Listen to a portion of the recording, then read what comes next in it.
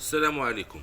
كيف ما كتشوفوا في الصورة أمامكم، المغرب، المملكة المغربية كتصبح أول بلد مصنع للطائرات بدون طيار عربي وفي شمال أفريقيا بعد إجراء أول اختبار ميداني لهذه الطائرة الانتحارية الجديدة بدون طيار، والتي تم تجهيز القوات المسلحة الملكية المغربية في المغرب مؤخرا، وكانت العملية التجريبية جد ناجحة. سير على الله، سير على بركة الله. كيف ما شفتوا في الصورة، المغرب أول بلد عربي، أول بلد في الشرق الأوسط، أول بلد في شمال أفريقيا كيقدر يصنع طائرة ديال الدرون حربية.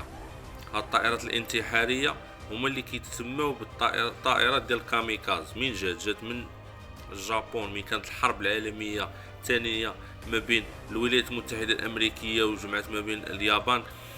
كانوا ديك الساعات ما كانوش الدرونات، ولكن كانوا الطائرات كيركبوا فيها اليابانيين، وكانوا كيستهدفوا بزاف ديال المحطات او القواعد العسكريه الامريكيه، وكانوا كينتحروا.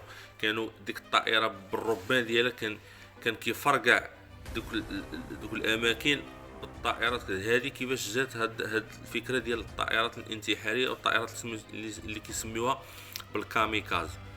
وبالتطور التكنولوجي، التطور الحديث، قدروا الدول انهم يصنعوا الدرونات بدون طيار، يعني بدون خسائر ديال الارواح. هاد الطائره كتكون كتخدم مره واحده، كتستهدف الهدف ديالها وكتفجر. كتكون يعني في عامره بالقنابل بالمتفجرات، كتفجر الهدف ديالها، يعني كتكون فعاله يعني في الحرب. الأهم عندنا أن أبناء المملكة المغربية قدروا أنهم يصنعوا طائرة حربية ديال الدرون انتحارية بفضل أيادي وسواعد مغربية، مهندس مغاربة، عمال مغاربة. المملكة المغربية.